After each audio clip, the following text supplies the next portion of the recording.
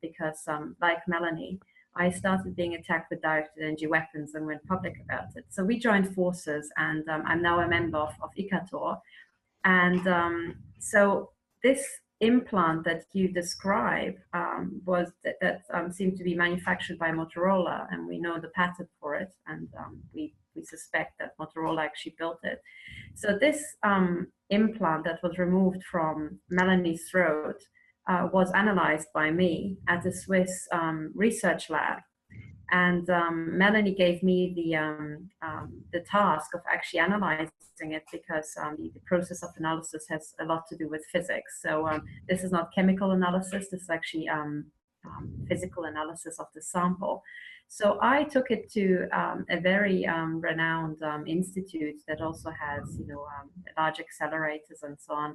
And what we did at this research lab in Switzerland is we did X-ray fluorescence analysis on the sample. And up to the point when Melanie handed me this implant, and she can go into much more detail, people were extremely reluctant about, first of all, giving her the implant, even though it came from her body. And second of all, they were extremely reluctant to analyze it with what her doctor actually demanded, which was an electron microscopy analysis. And it had already been handed into a lab to do electron microscopy on it, but they refused because they claimed that this is entirely biological, and this is, I'm not sure what they called it, decalcification or something like that. And I said, this is totally benign and we don't need to do it. So at that point, Melanie handed me the sample, and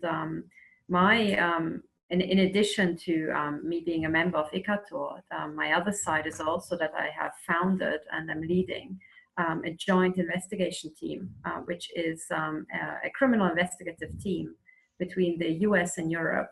And we're looking into systematic crimes committed with directed energy weapons and military bio and neurotechnology. So I had also professional interest in this implant. So I was handed this implant by Melanie, and I drove it down from Brussels to Switzerland, and I took it to the lab. And I would like to color in some of the issues surrounding just transporting the sample, so that people understand what bombshell news they're actually witnessing here live on Facebook, which is that when I took the sample from Melanie and I just drove it, I had several attacks on me on the motorway. So people were trying to run me off the road. They were actively trying to involve me in a car accident, entirely premeditated. And on top of that, I was shot in the head countless times with directed energy weapons. And nevertheless, the several-hour drive from Brussels to Zurich succeeded. And the next morning, when I had to take the sample to the Swiss lab, my car wouldn't start. It just wouldn't start, and it wouldn't start with 2 different car batteries. There was nothing I could do. And in the end, the repair costs were about 1,400 francs, because something sophisticated had just spontaneously happened to it overnight. So this is the kind of the general, how to put it, that kind of gives you already an idea about how important this implant might be. But even that didn't prepare me for what I was going to see at this Swiss lab. So when I took the sample in and we put it into the X-ray machine, the way, so just briefly to explain what it is, X-rays are scattered off. It's shown onto the sample, a very, very fine beam of X-rays of about 30 micrometer diameter. And then X-rays are exciting the electrons inside atoms in the sample, and the atoms kind of get excited onto a higher orbit and then bounce down and re-emit the X-ray that they absorbed to jump onto the higher energy band. And then when they jump down, they re-emit this the energy that they absorbed. And therefore, you can do very precise spectroscopy, because the precise energies of the X-rays that you find scattered at random angles tell you what sort of electron orbits were in the sample, and therefore you can very precisely determine what atoms are in the sample. And this is extremely precise, because every atom has its own signature. So you get a very fine fingerprint of the atoms that are in the sample. That is basically 100%, fail-proof. So this is a very, very important measurement. And so the X-ray machine was such that we would first of all get the energy spectrum of these X-rays that were scattered by the sample, but also we had a little camera that showed us where the actual X-ray beam was hitting the sample, and that already gave us a 70 times zoom, basically on the 70 times magnification on the sample. And already looking at this very basic microscope, it was shocking because the structure of this sample that was taken from Melanie's throat did not look organic in any way.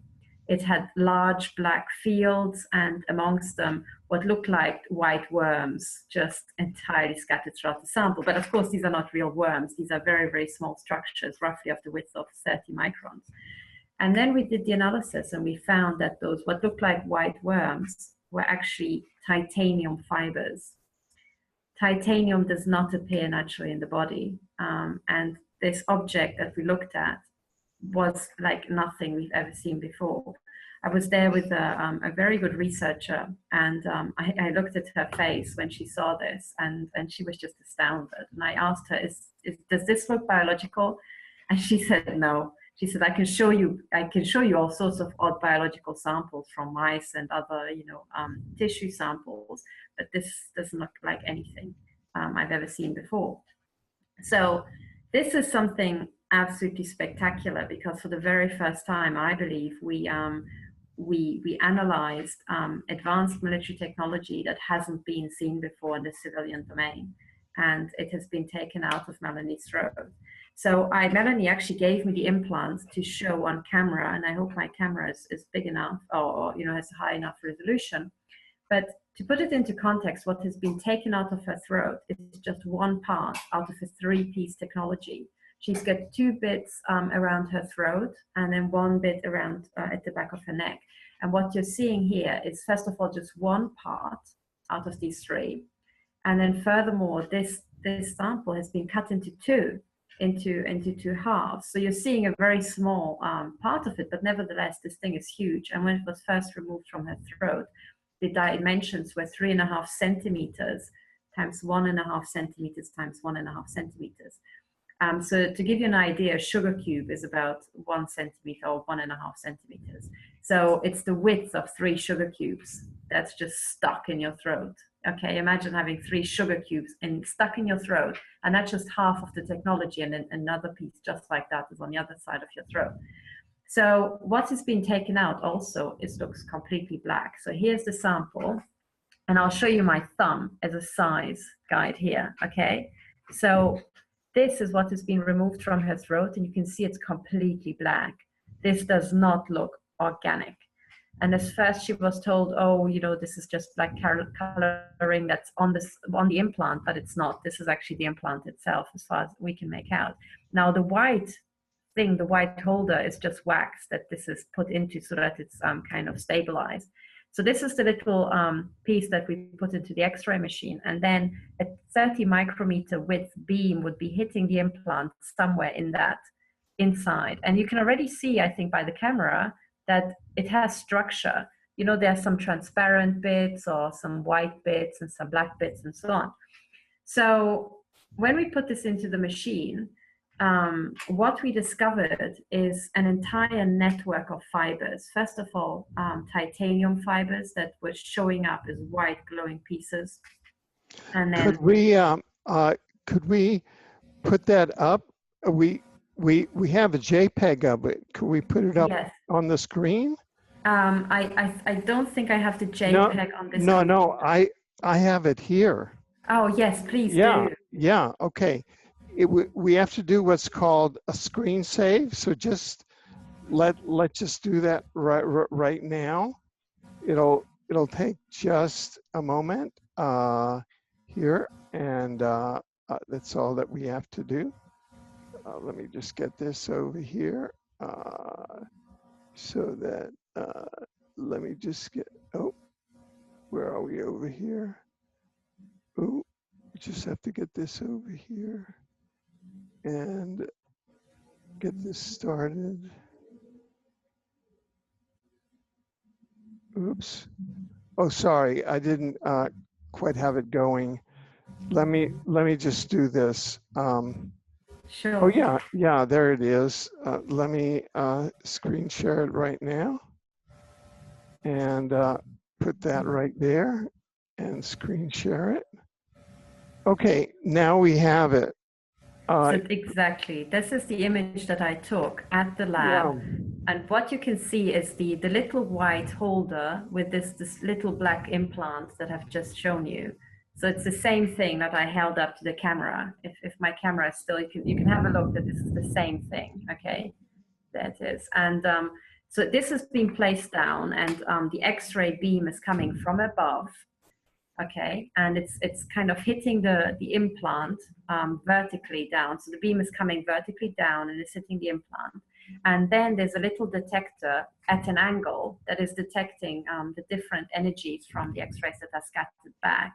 And the exact distribution of the energies tells you what sort of atoms are inside. So what you can do is you can scan across the sample and hit it with X-rays at different points, and then look at exactly what sort of atomic makeup you find. So when we zoomed in, so I'm not sure if Melanie sent you the actual results from the X-ray machine, because do you have those, Alfred? The what? Sorry, could you say Did that again? Melanie actually send you the results that what we actually saw on the machine on the day? No, there were a whole series of things that are have not gone out yet because they're still part of the legal process and Okay. the lawsuits. And so this is just this is what has been made publicly available to date. Okay. Okay, I understand. Yeah. So what we saw at the lab is you get a spectrum. So you get basically a plot with spikes, and the spikes show you what sort of atoms they are. And the results was astounding. I mean, really striking, because we got a massive spike for titanium, denoting titanium. So, and we got these spikes when we looked at what were these white fibers inside the sample. So I'm fairly confident that this sample contains titanium fibers, a lot of them. But on top of that, there were other structures that we could see, which is blocks of iron, and that actually seems to account for a lot of the dark structures that we can see. And these were blocks with very high iron content. Again, I mean, you might think that you find iron perhaps in blood and so on, and that contains iron, but not in the concentration that seemed to be present in this sample. It literally looked like blocks of iron, little blocks of iron. And then on top of that, there were other fiber or tentacle-like structures in this thing that seemed to be containing quite a lot of sulfur and other atoms, but they almost look like, like a little structure with several arms sticking out, like almost like tentacles. So this is roughly what we got on the day with the machines that we had. And then we also looked at it under X-ray, sorry, not under X-rays, under a proper microscope. And there you could see that these titanium fibers were actually going inside the sample. And, they were literally all into it and crossing each other over and so on. So now the big mystery is, how does this thing work? And what Melanie reported is that she was strangulated, with this device and by remote control. So they could control remotely how, at what point did she feel like she's being choked. And the question is, how can you use something like that to achieve that effect? And I'm still figuring out the reverse engineering the technology. So this is not, not necessarily exactly how this particular thing is working. We're still figuring that out. But if people want to understand how an effect like that can be brought about, I would like to point them to something that's called memory alloys. Okay. Now, there are some quite striking videos on YouTube for memory alloys, because they have the property that you can bend them into a certain shape, like a coil, and then, set them like that. And then you can deform them completely, and they will have another shape. But when they become heated, so for example, there's a very, very funny video where a guy takes a spiral, like a spring, and then it's a memory alloy, but he just bends it, into all sorts of shapes. And then he dunks it into hot coffee. And as he pulls it out, or or even lights, heats it up with the lighter. And as this thing gets heated, it pulls itself back into the perfect spring shape, into a perfect coil.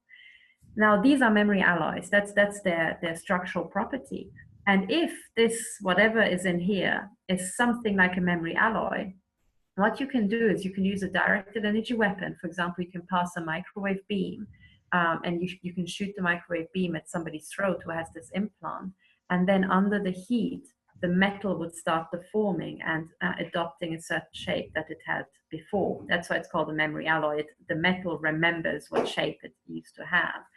Now, already with that sort of simple technology, you can, in principle, achieve this sort of strangulation effect.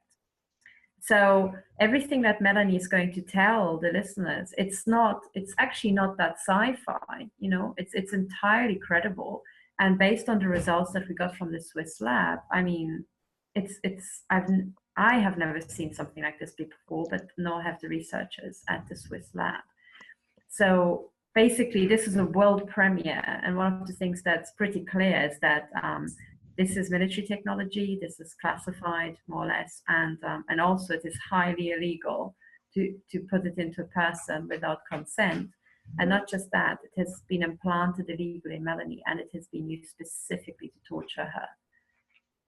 So that's what we're talking about. And I think that Melanie's case is one of the most important cases of human rights abuses in the 21st century, because it's a totally novel way of torturing and enslaving people. Right. Well, we and so this is now going forward, and of course, you undoubtedly will be called as an expert witness in all of the legal cases as this matter goes forward in the courts, which it undoubtedly will. And this matter will be reported on. It is now being broadcast live on Facebook in our Facebook group, and it will be broadcast live as a news documentary. This entire webinar will be a news documentary on newsinsideout.com. And so this is now, documented. And so the perpetrators have nowhere to hide, because as we understand it, the frequencies now, you can trace exactly where the frequencies were coming from to operate this. And so it becomes a case of attempted murder. Is that not the case? Yes, I think it is. It's depending on the technology. It is premeditated torture, sometimes over many, many years. It's enslavement, and it's grievous bodily harm, and it's premeditated murder in many cases. Yeah. And those individuals who attempted to run you off the road, which is attempted murder, and attempted to interfere with your work, which was in the furtherance of the solution of a crime of attempted murder, and attempted violation of many statutes here, starting with the European Declaration of Human Rights and all sorts of criminal statutes of Belgium, of the European Union that have been committed here. All of those perpetrators, which are in concert with, and I say this as a war crimes judge and a member of the bar, all of those are in a criminal association, and they can all be traced through those electronic frequencies that were emanating from that industrial facility. So we now know the institution that bears that criminal responsibility, and all of those individuals that are under contract with that facility bear criminal and other monetary financial liabilities, and they will be prosecuted. There is no doubt about that. And so they should listen up, because we have criminal jurisdiction and we intend to prosecute. So they should listen up.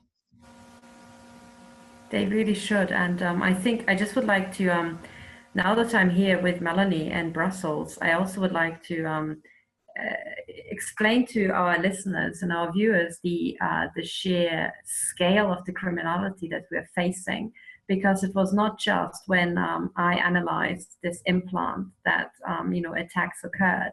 It was when I came out of the research lab, I was brutally attacked.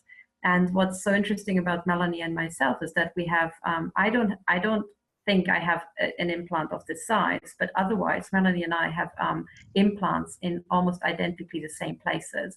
We both have implants in our neck. We have statements from the same dermatologist who found laser scars. And we are both being tortured with these implants when we're trying to just bring the perpetrators to justice. So when we're investigating, we are being tortured in the most horrific ways, but also both her flat and my flat, we are being machine gunned with electromagnetic weapons. We're literally being machine gunned with intense pulses. So you're actually co-plaintiffs then in these matters, and so we will be following these investigations as they proceed. Yes. You know what? I also would like to stress how valuable it is that you have this audience who's listening, because we need their help urgently. So Melanie has submitted several complaints to the Attorney General here in Brussels. I have submitted a complaint with her to the Attorney General months ago. And nevertheless, now that I'm staying in her flat, both I and her, and she is now 9 months pregnant, is being machine gunned with high intensity microwave pulses. And these are military weapons. So, even complaining to the Attorney General these days has not changed her situation. And this means that we are talking about a situation of deep capture in our legal system, whereby organized crime has now infected the highest levels and is blocking people from obtaining justice. So I think at that point, we really need the help of all of your listeners. Right. And so we'll be interviewing Melanie right after our interview, and she'll be able to report on the condition of her baby that's in her womb. There were concerns that the baby received intensified directed energy weapon beams immediately after our October 2nd interview, and the baby was still, and there was concerns that the baby had been killed by the directed energy weapons. However, it appears that the baby is still alive, and so we've been following all of this. Now, I understand, are you part of icator? This is a nonprofit that can be reached at icator.be. That's correct. Yeah. That is correct. Yeah, and I was very impressed because people who want to support your efforts can go there. There is a crowdfunding, people who want to support there. And then also there's a OneCoin, people who want to support it through a holo currency, HOLO, or some people call it a cryptocurrency. They're different. I sort of tending to a holo currency now because it's more on the holographic end, and which I thought was very forward thinking. But could you tell us more about that? Are you a part of that organization, or do you have another organization, or what's your sort of professional affiliation in that regard? So I am not involved with OneCoin at all. I So I see. think No, no, no, no. I meant with icator. Oh, with Ikato. Okay, so I Yeah, can't tell sorry. you much about the OneCoin. Yeah, But that Melanie is more an expert yeah. in that. I'm involved in Ikato, so I'm I'm now a board member as well, and I'm I see. really trying to get these crimes uncovered, and we're really trying to push the court cases. And also one of the things that we're doing that I'm doing with Melanie is that we're trying to get professionals and the university involved in systematically scanning for implants. But people have to understand how difficult this is, because these professors and these researchers have never seen anything like that before. So we are working with them to establish a measurement protocol through which we can find these implants reliably and pin down the exact frequency that they are emitting on. Because once people know the frequency, they can look up on who licensed that frequency, and that tells you a lot.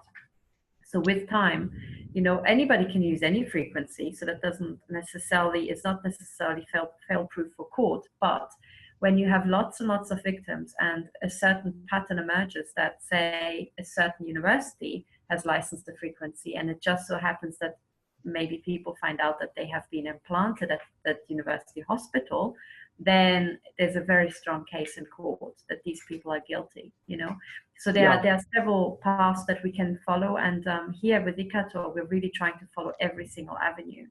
So what Melanie and I are working on is, first of all, finding a scientific way that people can be scanned for implants, find out where they are, what type of implants they are, and what frequencies these implants are emitting on.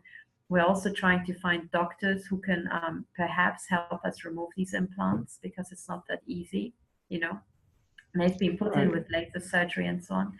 And so this is my work with Ikator, and you were asking about my other professional affiliations. So this is what I'm also working on is so as the leader of the joint investigation team, the criminal investigation team.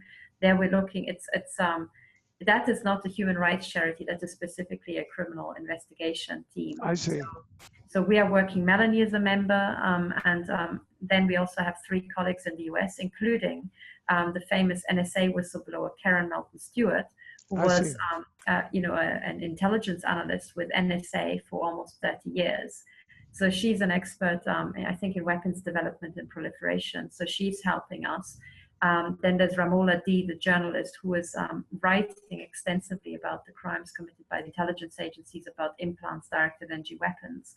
And she is running the website everydayconcern.net. And she also launched a very big media enterprise where she's interviewing victims and getting the victim cases. And those testimonies will also be used by the joint investigation team to investigate these crimes. And then we also have the pastor, human rights activist and expert in domestic violence, Dr. Millicent Black. And she has done lots of research on technology. So what I try to put together is a team of these 5 women who are experts in the technology and are also victims themselves. So they know very well what it feels like to be attacked with these weapons. They know about the terror that one goes through and what it does to one's life. So but this has been assembled this year, so we have to keep in mind that this targeting has been going on for absolutely decades, that we've just discovered. And we're now, what my investigative team is working on, is going back in time and trying to identify all the victims, find out what has been done to them, and really get a handle on the scale of these crimes, and then eventually get moved to court cases and get compensation. Right, right. And so how can people get in touch with you and learn more about you and support your work? Is there a website that people can go to now? Absolutely. So for